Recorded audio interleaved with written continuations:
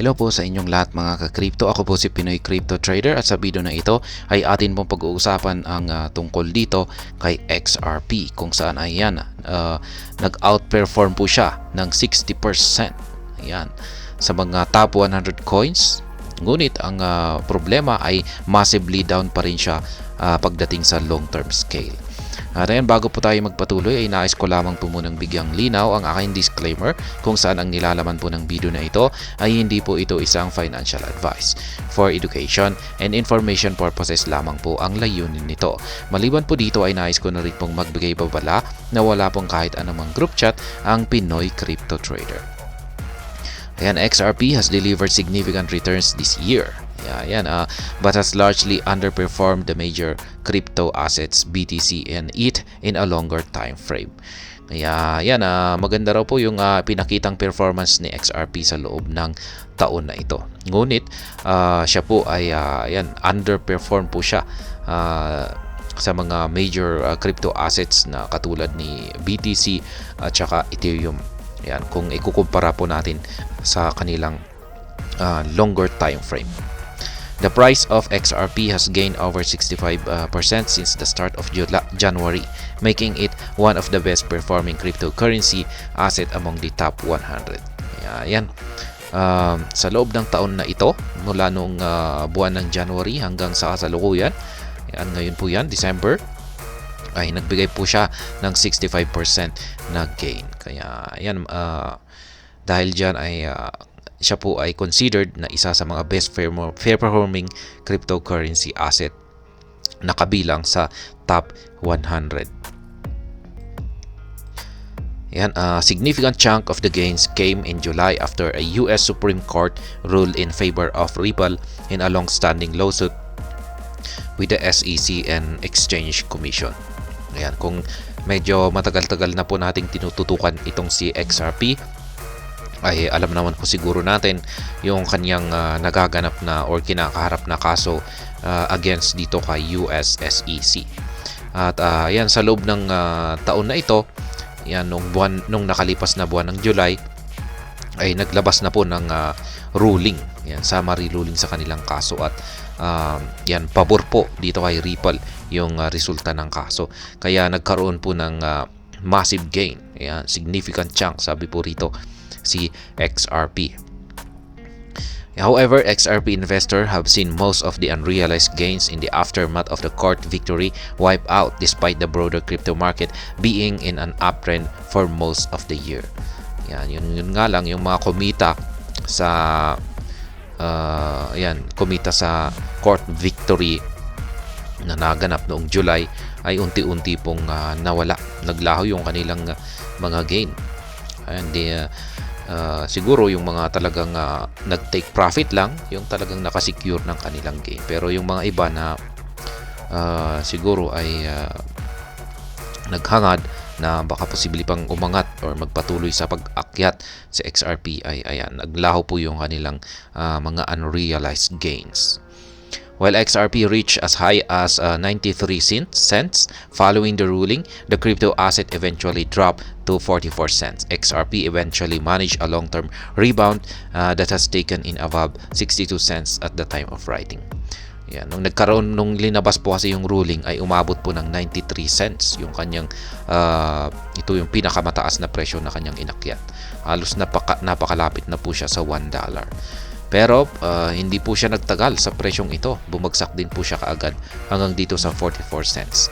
Tapos unti-unti po siyang umakyat dito sa 62 cents hanggang sa ngayon. Kaya yan. The less than impressive performance of XRP has raised concerns among investors on whether it is still ideal to hold the cryptocurrency, especially with Ripple legal woes is still not wholly resolved. A closer comparison with other top assets like Bitcoin and Ethereum further exposes XRP's lukewarm performance.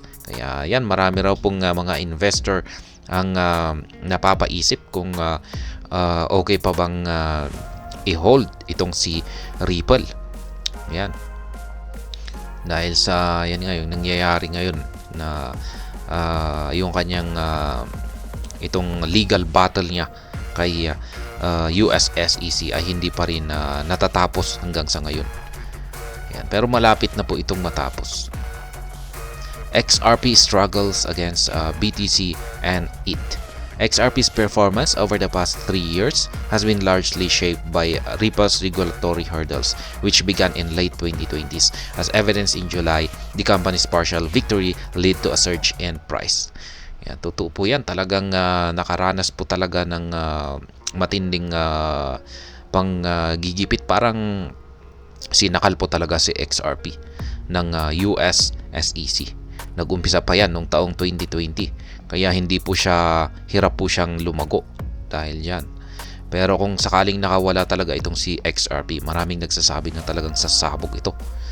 Ayan, kung sakaling nakawala si XRP sa pagkakasakal ng US SEC sa kanila, ay ayan, sasabog siya. At ang isa lamang daw pong patunay rito ay yung nangyari nga nitong nakalipas na July na yan, nagkaroon lamang ng partial victory si XRP, ay nagpakita na kaagad ng price surge. Yan, paano pa kaya kung pag siya ay nagkaroon ng victory or talagang panalo na talaga siya at wala nang magagawa ang US SEC. Kaya siguro talagang todo yung kanyang pagsabog rito. The uncertainties facing XRP mean it barely stands a chance compared to BTC and ETH. In the past 5 years, XRP's value is up 102% against the dollar, but down by 82% compared with BTC and further 91% against the second largest crypto ETH. XRP has also struggled with the 3-year time frame, losing 52% and 73% against BTC and ETH respectively. Yan. Dahil sa pagkakasakal ng US SEC kay XRP, ay talagang wala siyang laban yan sa kanyang mga kakompetensya na si BTC at saka si Ethereum. Kaya yan po yung nangyari sa loob ng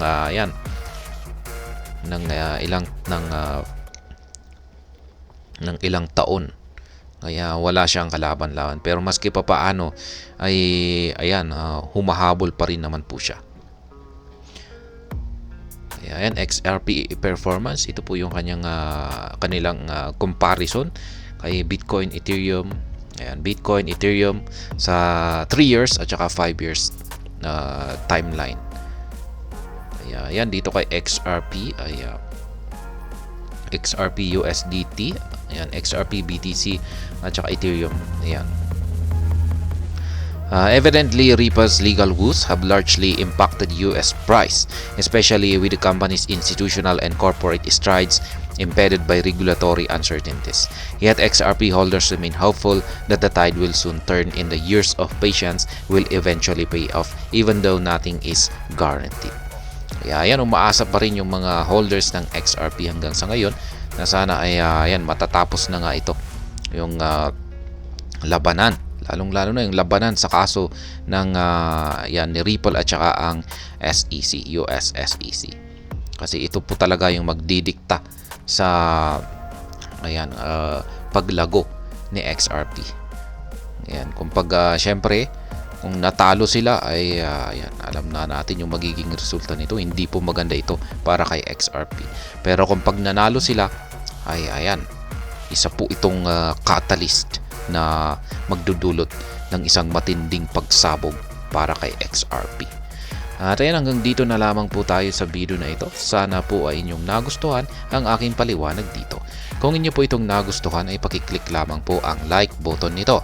Para naman po sa mga bago lamang dito, kayo po ay aking inaanyayahan para mag-subscribe. Pakiclick na rin po ang bell icon nito dahil ito po ang siyang magsisilbing notification nito sa mga bago kong videos na akin pong ina-upload sa aking YouTube channel na ito. Marami pong salamat sa panonood. Ingat po tayo lagi at God bless po sa ating lahat.